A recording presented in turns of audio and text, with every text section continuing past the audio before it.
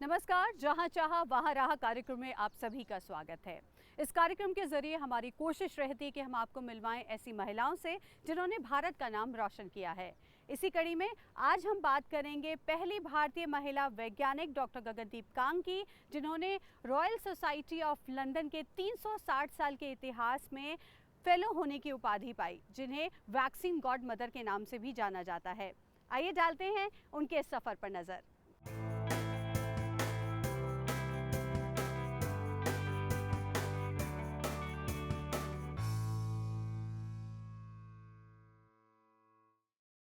सपने देखना एक बात है, लेकिन अपने सपनों को पूरा कर देश और दुनिया के लिए उदाहरण पेश करना अपने आप में नायाब है।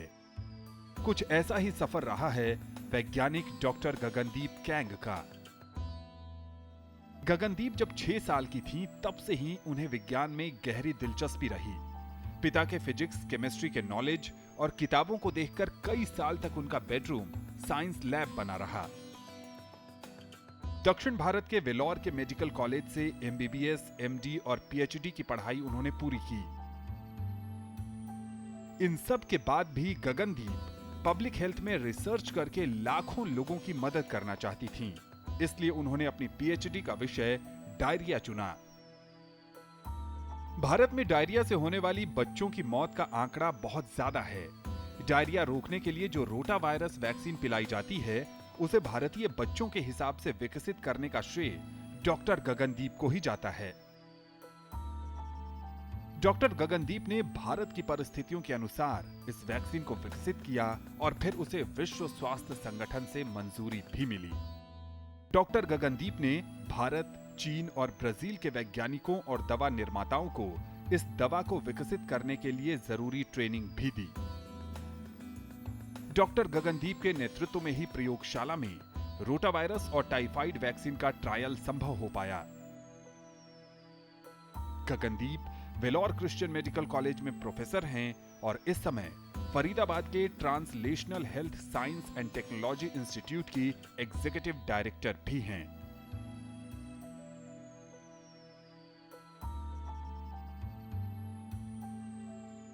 डॉक्टर गगनदीप रॉयल सोसाइटी में शामिल होने वाली पहली महिला बन गई हैं। वो प्रतिष्ठित फेलो रॉयल सोसाइटी में 358 वर्षों के इतिहास में चयनित होने वाली पहली भारतीय महिला वैज्ञानिक हैं।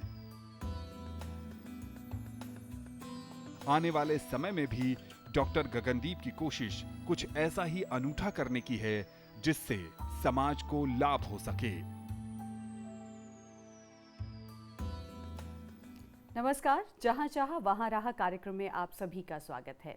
इस कार्यक्रम के जरिए हमारी ये कोशिश रहती है कि हम आपको मिलवाएं ऐसी खास महिलाओं से, ऐसी विमेन अचीवर से जिन्होंने भारत का नाम नेशनल और इंटरनेशनल लेवल पर रोशन किया है।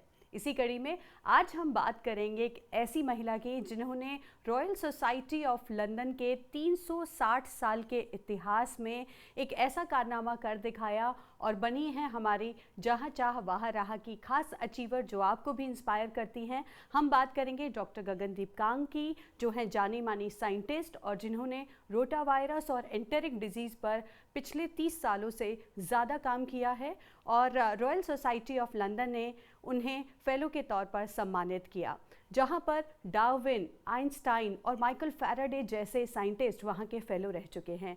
एक बहुत बड़ी कामयाबी हम कहेंगे जिस पर काम किया गया। डॉक्टर गगनदीप कांग आज हमारे साथ हैं। आइए आपकी भी मुलाकात कराते हैं। आपका बहुत बहुत स्वागत है हमारे इस कार्यक्रम में। गगनदीप जी, एंटेरिक डिजीज़ की जब हम बात करते हैं, डायरिया से कुछ सालों पहले बच्चों की बहुत मौत होती थी, तो किस तरह से आपने रोटा वायरस पर काम किया और एक ऐसी दवाई को इजाद किया जो मेड इन इंडिया थी, जो भारत के लिए ही इवैल्यूएट की गई और भारत में ही बनी, उसका श्रेय आपको जाता है। जब हम रोटा वायरस के बारे में बात करते हैं तो ये समझना बहुत ही ज़रूरी है कि जब बच्चों को डायरिया या दस्त होता है तो उनको रिहाइड्रेशन की ज़रूरत है, और रिहाइड्रेशन करना आसान है जब डायरिया ही है, क्योंकि हम ओरल रिहाइड्रेशन सॉल्यूशन दे सकते हैं। पर अगर बच्चों को उल्टी भी हो जाती है जो वायरल इन्फेक्शंस में होती है, तब ओरल रिहाइड्रेशन नामुमकिन है और उस वक़्त हमें इंट्रावीनस रिहाइड्रेशन के बारे में सोचना पड़ता है। जब बच्चे एक कोई हेल्थ फैसिलिटी अस्पताल से दूर रहते हैं तो उनको इंट्रावीनस रिहाइड्रेशन देना बहुत ही मुश्किल रहता है, और जब बच्चे अस्पताल लाए जाते हैं डायरिया के साथ तो आईवी को शुरू करना, क्योंकि उनको डिहाइड्रेशन हो जाती है, उनकी वेन्स नहीं मिलती हैं, तो बहुत ही दिक्कत होती है। तो इसलिए अगर हम डायरिया को प्रिवेंट कर सकें, इसकी ट्रीटमेंट के बारे में नहीं सोचें, ये सोचें कि डायरिया को हम रोक कैसे सकते हैं, उसके लिए वैक्सीन ज़रूरी रहती है। और इसलिए हमने सोचा कि अगर हमें ये देखना है कि हमारे बच्चों को डायरिया कम कैसे हो जाए, तो अगर आप देखें डायरिया के कॉजेज़ जो रहते हैं उनमें से रोटावायरस नंबर 1 कॉज है। तो रोटावायरस को ही क्यों चुना आपने? क्या आपको लग रहा था कि आपको पब्लिक हेल्थ में ऐसा कुछ काम करना है, या फिर आप परेशान थे कि ये सब क्या हो रहा है? तो कहाँ से ये शुरुआत हुई? एक तो रोटावायरस बहुत ही इम्पोर्टेंट है, ये 40% सीवियर डायरिया का कॉज है। पर दूसरा ये कारण है कि जब मैं शुरू में डायरिया पे काम कर रही थी तो मैंने एक्चुअली बैक्टीरियल डायरिया पे काम शुरू किया था, पर जो मेरे सीनियर्स थे उन्होंने कहा कि इस पे हम काम कर रहे हैं, आप इस पे काम नहीं कर सकते हैं। तो उसके बाद मैंने पैरासाइट्स को देखा, सोचा कि वर्म्स, दूसरे पैरासाइट्स जो डायरिया कॉज करते हैं उन पे काम करूँगी। वहाँ पे भी मुझे बताया गया कि पैरासिटोलॉजी आप नहीं कर सकते हैं, आप कुछ और ढूंढिए। तो वायरोलॉजी लोग ज़्यादातर देखते नहीं थे उस वक्त, दिस वाज अर्ली 1990s। तो मैंने कहा मैं इस पे वायरोलॉजी में काम कर सकूं। डायरिया में उन्होंने कहा अच्छा ये तो ठीक है, इतना छोटा सा था। अगर हम डायरिया से होने वाली मौतों की बात करें तो उसमें बहुत कमी आई है, और एक तरह से इम्यूनिटी पर भी आपने बहुत काम किया। शायद मेक्सिको में 2006 में जब ये पूरा चल रहा था रिसर्च की किस तरह से तैयार की जाए, लेकिन आपने भारत के हिसाब से इजाद की दवा। तो मेक्सिको की कंडीशंस और भारत की कंडीशंस कितनी अलग थी?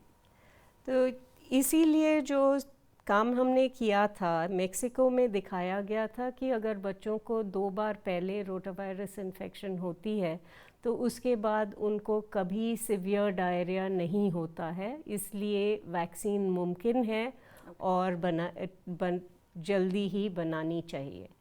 उस वक़्त हमने कहा कि हम भी देखेंगे कि अगर जो मेक्सिको में ढूंढा गया है ये भारत में होगा या नहीं। तो जब हमने कोशिश की वो स्टडी को रेप्लिकेट करने के लिए, हमें पता चला कि जो कंडीशंस मेक्सिको में हैं और जो वातावरण भारत में है, ये इनमें बहुत ही अंतर है।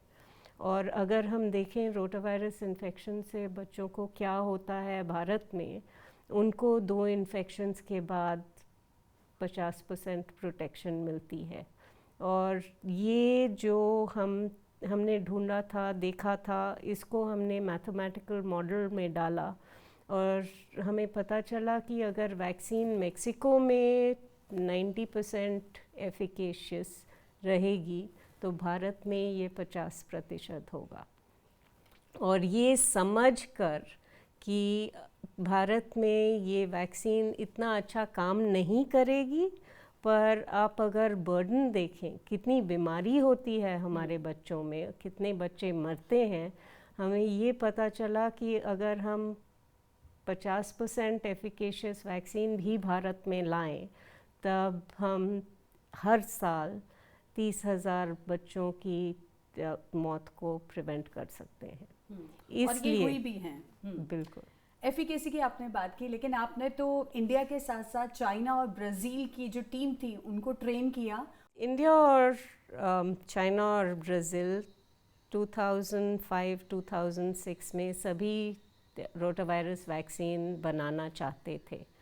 तो उस वक्त हमने सोचा कि अगर ये वैक्सीन तीनों कंट्रीज़ में बनाई जाएगी तो हमें कैसे पता चलेगा कि ये वैक्सीन ठीक से काम कर रही है। और हमने सोचा कि अगर सारे वैक्सीन मैन्युफैक्चरर एक ही तरह के टेस्ट यूज़ करें तब हम वैक्सीन्स की कंपैरिजन कर सकते हैं और ये डायरेक्टली कंपेयर कर सकते हैं। तो इसलिए हमने रिएजेंट्स बनाए, टेस्ट्स बनाए और चाइनीज़ और ब्राज़ीलियन रिसर्चर्स और इंडियन कंपनीज़ जो थी सभी को सिखाया कि टेस्ट ऐसे बनते हैं, और जो रिएजेंट्स की ज़रूरत थी वो बना के उनको दे दिए ताकि ये वैक्सीन्स का कंपैरिजन हो सके। अब इंडियन मैन्युफैक्चरर्स की वैक्सीन्स लाइसेंस हो गई हैं और चाइना की बहुत एडवांस स्टेज में है और ब्राज़ील भी अभी फ़ेज़ 2 स्टडीज़ कर रहा है। अच्छा, अभी कर रहे हैं वो, लेकिन हम उनसे अभी आगे हैं हम आपकी उनसे वजह आगे से। नेशनल इम्यूनाइजेशन प्रोग्राम की अगर हम बात करें, जब रोटावैक को इंक्लूड किया गया इस पूरे मिशन के तहत, प्रोग्राम के तहत, तो उसके बाद और कुछ सालों में कितनी तब्दीलियां आई हैं? तो अभी हम जो काम कर रहे हैं, ये रोटावैक वैक्सीन 2016 में प्रोग्राम में लाया गया, पर कुछ स्टेट्स में और पूरे देश की कवरेज अब 2 वैक्सीन से हो रही है। एक तो रोटावैक है जो भारत बायोटेक बनाते हैं, और दूसरी वैक्सीन रोटासिल है जो सीरम इंस्टीट्यूट ऑफ इंडिया बनाते हैं। अब अभी हमने एक इंट्रोडक्शन के बाद हमने इम्पैक्ट असेसमेंट स्टडी की है कि जब हम ये वैक्सीन प्रोग्राम में लाते हैं तो ये काम कैसे कर रही है, और इसके रिज़ल्ट्स हमें अभी मिल रहे हैं और ये दिखा रहे हैं कि वैक्सीन काम कर रही है। इनफैक्ट कुछ पीडियाट्रिशियंस मुझे बताते हैं कि आजकल हमारे डायरिया वार्ड्स खाली हैं। ओह वाह, ये तो एक अचीवमेंट है पूरे देश के लिए। बिल्कुल। आप उस एंटेरिक डिजीज़ पे भी काम कर रहे हैं, टाइफाइड पे भी आप काम कर रही हैं? बिल्कुल, हम टाइफाइड पे काम कर रहे हैं, और टाइफाइड पे इसलिए काम कर रहे हैं कि हम ये सोचते हैं कि आजकल अस्पताल में टाइफाइड नहीं देखा जाता है, और ये अस्पताल नहीं आता है क्योंकि हम सब फार्मेसी जाते हैं, डॉक्टर के क्लिनिक में जाते हैं जब बुखार होता है और हमें एंटीबायोटिक्स मिलते हैं। अगर एंटीबायोटिक्स मिलते हैं और आपको टाइफाइड है तो आप एंटीबायोटिक्स से अच्छे हो जाओगे अगर एंटीबायोटिक्स सही रहे, पर किसी को पता नहीं चलेगा कि आपको टाइफाइड है जी। तो ये हम हिडन बर्डन ऑफ टाइफाइड कहते हैं, और इसलिए हमने पिछले 3 साल से ये काम किया है देखने के लिए कि टाइफाइड कितना है भारत में। और जहाँ हम देखते हैं कि अगर आप ब्लड कल्चर लें, जो टेस्ट करें टाइफाइड के लिए, जो सही टेस्ट है, तो बहुत टाइफाइड है। लेकिन मैम, जैसे आपने एंटीबायोटिक की बात की, क्या एंटीबायोटिक लेना सही, और ऐसा कहा जाता है अगर हम ज़्यादा लेंगे तो हमारी बॉडी उसकी इम्यून हो जाएगी और कुछ सालों बाद शायद ये एंटीबायोटिक असर करना बंद कर देगी। ये सवाल जो ये कार्यक्रम देख रहे हैं सबके दिमाग में है, तो कितना सही है एंटीबायोटिक्स का यूज़ करना? एंटीबायोटिक्स यूज़ करना चाहिए जब आपको बैक्टीरियल इन्फेक्शन है जो आपकी बॉडी अपने आप संभाल नहीं सकती है, तो तब बिल्कुल ही ज़रूरी रहते हैं। पर अगर आप देखें, हम एंटीबायोटिक्स, ज़ुकाम हो जाता है तो एंटीबायोटिक्स लेते हैं, कॉफ़ हो जाता है एंटीबायोटिक्स लेते हैं। इस वक्त हमें एंटीबायोटिक्स नहीं लेना चाहिए क्योंकि ये तो ज़्यादातर वायरसेस के कारण होती हैं, और अगर एंटीबायोटिक्स लेते हैं तो वायरसेस पे कोई असर नहीं होता है, पर जो बैक्टीरिया आपके अंदर हैं ये एंटीबायोटिक्स से रेजिस्टेंट हो जाते हैं। तो हम एंटीबायोटिक्स से रेजिस्टेंट नहीं हो जाते हैं, बैक्टीरिया रेजिस्टेंट हो जाते हैं। और अगर बैक्टीरिया रेजिस्टेंट हो गए तो एंटीबायोटिक लेने का कोई असर नहीं होता है, वो काम नहीं करते हैं। और यही हम देख रहे हैं अभी पाकिस्तान में जो टाइफाइड हो रहा है उसे एक्सटेंसिवली ड्रग रेजिस्टेंट टाइफाइड कहते हैं। भारत में जो है उसे कहते हैं मल्टी ड्रग रेजिस्टेंट, क्योंकि 3-4 एंटीबायोटिक्स नहीं काम करते हैं। पाकिस्तान में ऐसी सिचुएशन है कि वहाँ पे एक ही एंटीबायोटिक रह गया है और वो भी ठीक से काम नहीं कर रहा है। इसलिए ये एक्सटेंसिवली ड्रग रेजिस्टेंट टाइफॉइड जो हो रहा है पाकिस्तान में, एक नया प्रोग्राम वैक्सीनेशन का शुरू किया है। और ये जो वैक्सीन पाकिस्तान में इस्तेमाल हो रही है, ये वैक्सीन भारत में बनी है। इनफैक्ट ये पहली वैक्सीन है जो टाइफॉइड कॉन्जुगेट वैक्सीन है जो WHO ने प्री क्वालिफाई की है, जिसको स्टैंप दिया है कि ये अच्छी वैक्सीन है, इसको इस्तेमाल करना चाहिए। जी, तो WHO ने जिस तरह से रोटा वायरस के लिए भी अपनी मोहर लगाई थी, ऐसे ही टाइफाइड पे भी बहुत जल्दी लगाई है। और लेकिन कोरोना वायरस जिसका हर तरफ बड़ा शोर रहा, और अब भी ऐसा देखा जा रहा है 2019 की अगर हम आखिर की बात करें तो कोविड-19 नाम दिया गया, और उस पर डॉक्टर गगनदीप क्या काम चल रहा है शायद बहुत से लोग जानते ही नहीं है कि आप कितनी कोशिशें कर रही हैं उस पर पार पाने की। अगर आप कोविड-19 या सार्स कोरोना वायरस 2 को देखें, ये पहली बार है जब एक नया पैथोजन निकला, उसकी सीक्वेंस सभी को पता चली और इतना जल्दी काम शुरू हुआ। अगर आप कोई भी बीमारी देखें, हमें पता चलना चाहिए कि किसको बीमारी है, और इसके लिए डायग्नोस्टिक टेस्ट्स चाहिए। और डायग्नोस्टिक टेस्ट्स भारत में 3 हफ्ते में तैयार हो गए।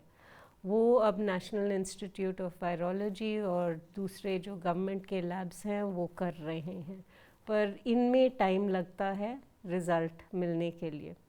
तो इसलिए कुछ काम हम कर रहे हैं ये देखने के लिए कि हम रिज़ल्ट घंटे 2 घंटे में दे सकें या नहीं। अच्छा। इनको पॉइंट ऑफ केयर टेस्ट करते हैं और इनके लिए विभिन्न अप्रोचेस होती हैं। एक है जब आप PCR करते हैं, जो न्यूक्लिक एसिड वायरस में है उसको बढ़ा के देखें अगर है या नहीं। वो टेस्ट जो NIV कर रहा है वो हम भी अडेप्ट कर रहे हैं। इसके लिए हम एक डिपार्टमेंट ऑफ बायोटेक्नोलॉजी एक ऑर्गेनाइजेशन से जुड़े हुए हैं। इसका नाम है CEPI, coalition for epidemic preparedness innovations. इसकी शुरुआत 2 साल पहले हुई थी और इसमें पार्टनर्स हैं World Economic Forum, Government of Norway, Wellcome Trust, Bill and Melinda Gates Foundation और Department of Biotechnology, Government of India. इन्होंने ये ऑर्गेनाइजेशन का शुरुआत किया था और इसका बेस नॉर्वे और लंदन में है, और मैं उसकी CEPI के बोर्ड की वाइस चेयर हूँ। यानी कि जब भी ग्लोबल हेल्थ इमरजेंसी होती है वहाँ पर भारत की जो महिलाएं हैं वो भी किस तरह से आगे बढ़ रही हैं, उस पर काम कर रही हैं। बहुत से लोग शायद ये जानते नहीं हैं कि ऐसी संस्था की फेलो होना, रॉयल सोसाइटी ऑफ लंदन जिसे कहा जाता है, वहाँ की ये पहली महिला है जहाँ उन्हें ये सौभाग्य प्राप्त हुआ, बल्कि हम कहेंगे कि हमें प्राप्त हुआ आज इनसे मिलने का। और उनसे जानेंगे, जब हम डार्विन की बात करते हैं, माइकल फैराडे की बात करते हैं, आइंस्टाइन की बात करते हैं, उस फहरिस्त में आप शामिल हुई और बहुत अच्छा लगा। और आपको देखकर अब एक चेंज आया है, बहुत सी महिलाएं आपके जैसा बनना चाहती हैं, लेकिन कई बार ऐसा लगता है कि शायद कुछ मौक़ों की कमी है या फिर एक ब्रेक आता है। और ख़ास तौर पर अगर हम वुमेन साइंटिस्ट की बात करें भारत में, तो कैसा रवैया है? आप अगर देखें वुमेन साइंटिस्ट कितनी हैं, रिसर्चर्स कितने हैं, या भारत में ज़्यादा नहीं हैं। मेडिसिन जिस फील्ड से मैं आई हूँ वहाँ पे तो महिलाएं ज़्यादा हैं, हम जानते हैं, पर ज़्यादातर वो क्लिनिकल मेडिसिन करती हैं, रिसर्च में नहीं आती हैं। और अगर आप बायोलॉजी, फ़िज़िक्स, केमिस्ट्री में देखें तो PhD करने के वक़्त बहुत सी महिलाएं मिलती हैं, और अगर आप फैकल्टी पे देखें तो कम होती जाती हैं, और अगर इंस्टीट्यूट डायरेक्टर, डिपार्टमेंट हेड देखें तो बहुत ही कम रहती हैं। और ये महिलाएं काबिल हैं, पर उनको अपॉर्चुनिटीज़ नहीं दी जाती हैं। और जब आप देखें कि सोसाइटी क्या कहती है, वो कहती है कि आपको दूसरी रिस्पॉन्सिबिलिटीज़ पहले देखनी चाहिए, उसके बाद आता है आपका काम। जब मेडिकल कॉलेज की हम बात करें, वेलोर जहाँ से आपने शिक्षा प्राप्त की, वहाँ पर आपने MBBS किया, MD की और फिर उसके बाद आपने PhD की। तो PhD जब आप कर रही थी तो वहाँ पर डिसीजन मेकिंग प्रोसेस कैसा था कि नहीं मुझे इसी चीज़ पर काम करना है, पब्लिक हेल्थ के लिए मैं कुछ कर दिखाऊंगी, तो वो क्या डिसीजन था उस वक्त? तो अगर आप देखें क्लिनिकल मेडिसिन और माइक्रोबायोलॉजी में कैसा चलता है, क्लिनिकल मेडिसिन में जब आप पेशेंट्स को देखते हैं तो रूटीन हो जाती है, इस दिन OPD करना है, इस दिन राउंड्स करना है, ऐसे पेशेंट्स दिखेंगे और वो रूटीन वही रिपीट करती जाती है। और अगर आप अस्पताल में लैब देखें तो लैब में भी वही रेपिटेशन आती है कि यही काम हर दिन करना पड़ेगा, और मुझे वो पसंद नहीं था। मैं अगर नई चीज़ों की शुरुआत करना बहुत ही पसंद करती हूँ, नई चीज़ों को ट्राई करना बहुत पसंद करती हूँ, क्योंकि मेरा ये सोचना है कि अगर सब कुछ आसान बन जाता है तो आप ठीक से काम नहीं कर रहे हैं, आपको थोड़ा चैलेंज रहना चाहिए। You should fail, so if you are not failing then you are not ambitious enough.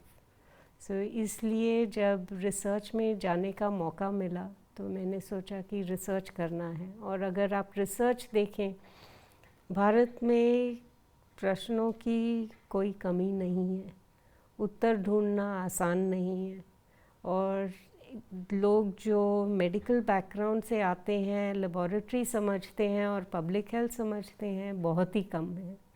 मैं अगर सोचूं भारत में शायद 10 लोग ऐसे होंगे, और महिलाएं शायद 1-2 और होंगी जो ऐसा काम करती हैं। जो महिलाएं ये कार्यक्रम देख रही हैं इंटरनेशनल वुमेन्स डे पर, आपका उनके लिए क्या मैसेज है? मेरा ये मैसेज है that women are very capable, सब कुछ कर सकती हैं, but they need to believe in themselves, and that belief comes from inside you, so trust yourself.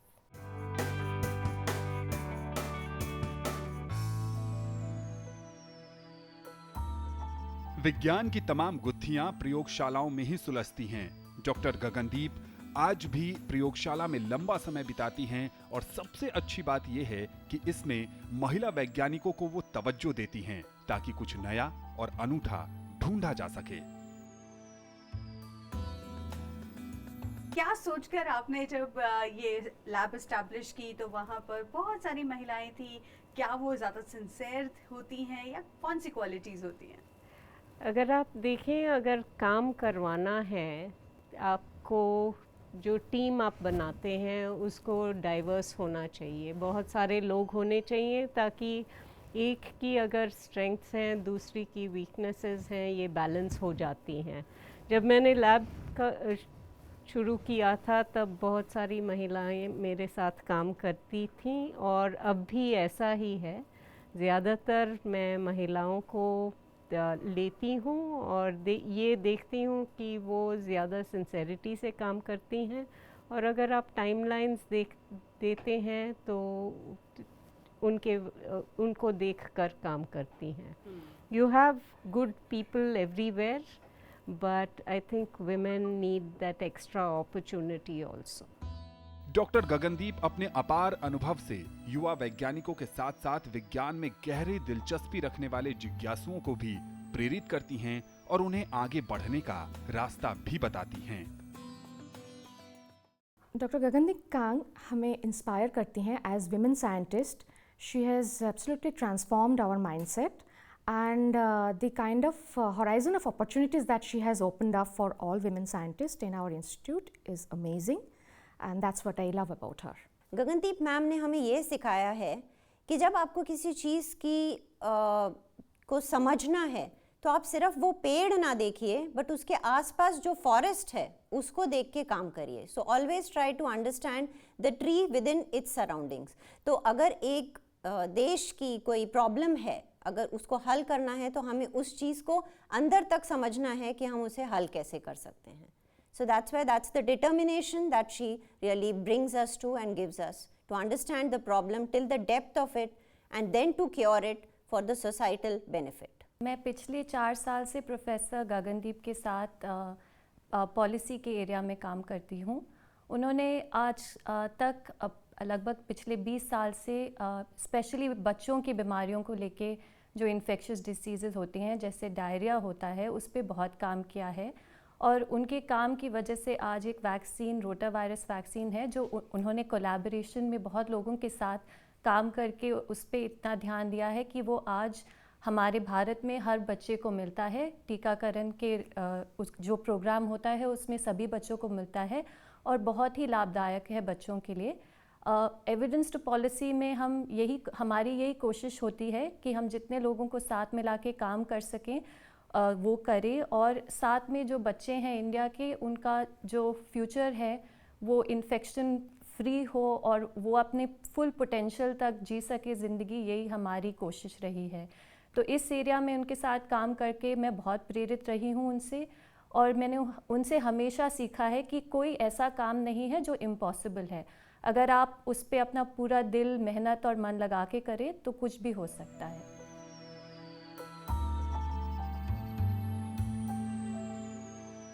तो ये थे जानी मानी साइंटिस्ट डॉक्टर गगनदीप कांग जो पिछले 30 सालों से एंट्रिक डिजीज पर काम कर रही हैं।